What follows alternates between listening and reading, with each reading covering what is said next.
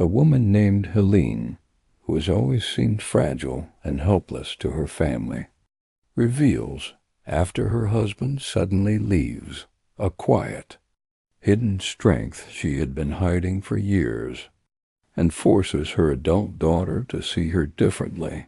Helene Bright was 62 years old, and everyone in her family thought she was fragile. She spoke softly. She cried easily during sad movies. When something broke in the house, she always called her husband Walter to fix it.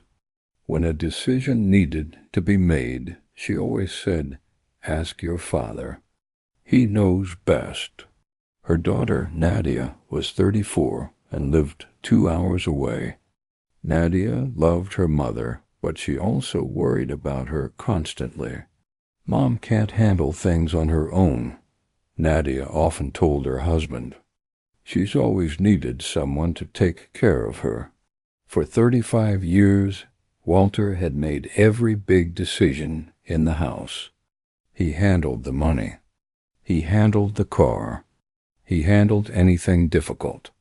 Helene stayed quietly in the background, smiling, agreeing, saying little. Then, one ordinary Tuesday morning, Walter sat down at the kitchen table and told Helene he was leaving her. He had met someone else, a woman from his office, and he had already found an apartment across town. "I'm sorry, Helene," Walter said, not quite looking at her. "I just don't feel the same anymore." Helene sat very still. She didn't cry. She didn't shout.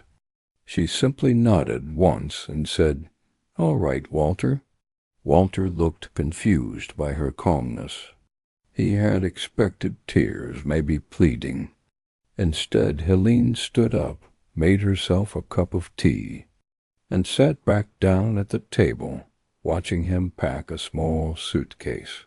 When Nadia heard the news that evening, she rushed straight to her mother's house, terrified of what she would find. She expected to find her mother crying on the floor, unable to function.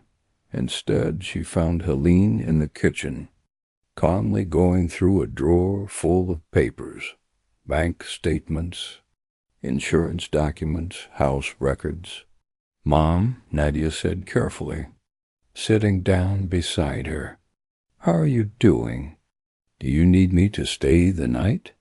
Helene looked up, and for a moment something flickered in her eyes that Nadia had never seen before. Something sharp, something steady. "I'll be fine," Helene said. "I've been preparing for this for longer than you think." Nadia blinked. "What do you mean, preparing?"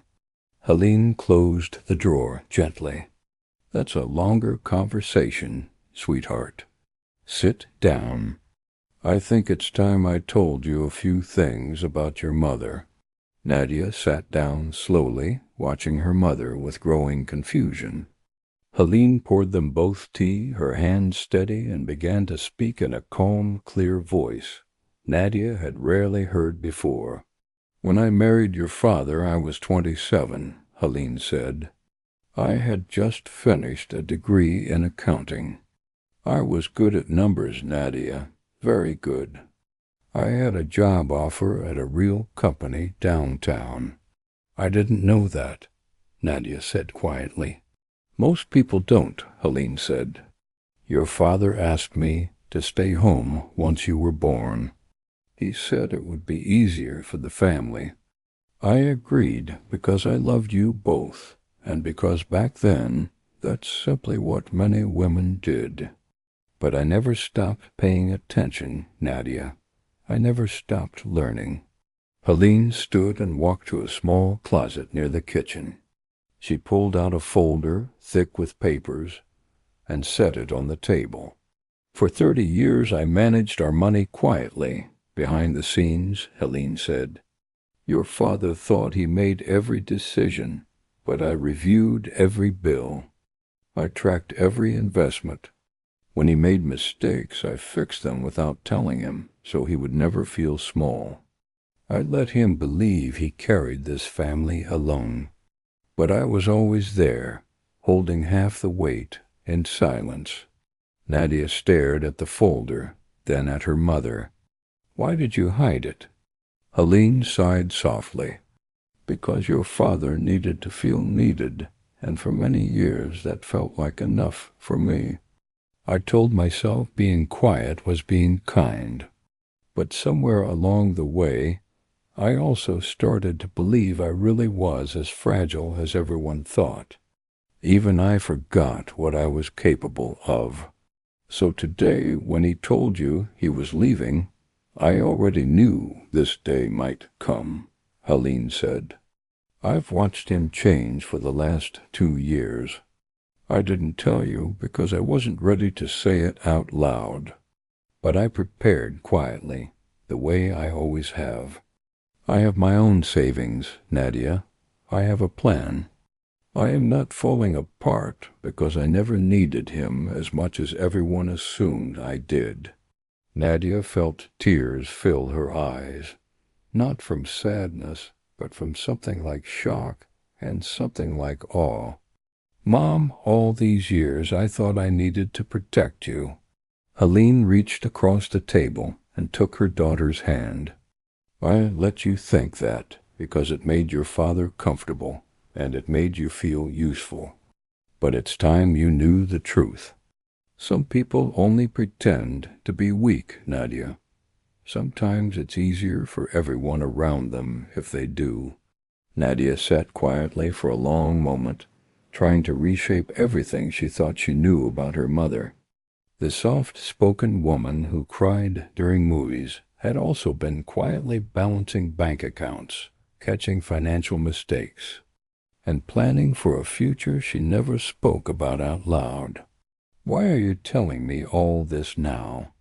Nadia finally asked. Helene looked at her daughter with steady eyes. Because I don't want you to spend your life believing you have to hide your own strength to keep peace at home. I did that, and while I don't regret loving your father, I do regret losing sight of myself for so long. I don't want that for you. Over the next few weeks, Helene surprised everyone. She met with a lawyer she had quietly chosen months earlier. She opened a small accounting business from her home, using skills she had never let go to waste. She called an old colleague from decades before, a woman named Priscilla, who welcomed her back into the professional world without hesitation. I always wondered where you disappeared to, Priscilla told her on the phone, laughing warmly. Welcome back, Helene. Nadia visited often during this time, partly to check on her mother, and partly because she found herself drawn to this new version of Helene, steady, clear-headed, quietly confident. It wasn't a new person, Nadia realized. It was simply the version of her mother that had been hidden for over 3 decades. One evening, Nadia found her mother sitting at the kitchen table, reviewing paperwork for a new client. Helene looked completely at ease, her reading glasses low on her nose, a small smile on her lips as she worked through the numbers. You look happy, Nadia said. Helene glanced up. I feel like myself again, she said. It's strange feeling this way after so many years. I'm sorry I never really saw you, Nadia said softly. I thought protecting you meant treating you like you were breakable. Helene reached over and squeezed her daughter's hand. You saw what I showed you, sweetheart. That's not your fault. It's simply time the world saw the rest of me, too. A month later, Walter called, asking to meet and discuss the house and finances. When he arrived, he seemed surprised to find Helene calm, organized, and completely prepared, with clear numbers, clear expectations, and no tears at all. You've changed, Walter said, almost uncertain. No, Helene said simply. You're just finally seeing me. The following months brought real changes to Helene's life. Her small accounting business grew steadily, one client leading to another through quiet word of mouth. She moved into a smaller, sunny apartment near the center of town. Filled with plants she finally had time to care for, and books she finally had time to read. Nadia visited every few weeks, and each time she noticed something new about her mother, a confidence in the way Helene spoke, a lightness in the way she laughed, a steadiness that had always been there, just waiting for room to breathe. One afternoon, Nadia brought her own young daughter, Elise, to visit her grandmother. While Helene worked at her desk, 7-year-old Elise sat nearby, watching her grandmother add numbers quickly in her head. "Grandma, you're really smart with numbers," Elise said, amazed. Helene smiled warmly. "I've always been good with numbers, sweetheart. I just didn't always let people see it." "Why not?" Elise asked, the way only a child could ask something so simple and so important at once. Helene thought about this for a moment. "Sometimes when we're young, we learn that being quiet keeps things peaceful," she said gently. "But being quiet and being weak are not the same thing, Elise. Remember that? You can be soft-spoken and still be strong. You can be gentle and still be capable of anything." Elise nodded seriously, the way children do when something important is being planted inside them, even if they don't fully understand it yet. Nadia watched this moment quietly from the doorway, feeling something settle inside her own chest. She thought about all the years she had underestimated her mother, all the years she had confused softness for fragility. She promised herself she would not make that mistake again. Not with her mother, and not with her own daughter either. We often decide, quickly and without thinking, who is strong and who is weak, based on how loud someone speaks or how easily they cry, or how quietly they carry their burdens. But strength doesn't always announce itself. Sometimes it sits quietly at a kitchen table, holding a family together in silence for 30 years. Sometimes it waits patiently for the right moment to finally be seen. If someone in your life seems soft or quiet, look closer. You might be standing next to someone far stronger than you ever imagined. Asterisk.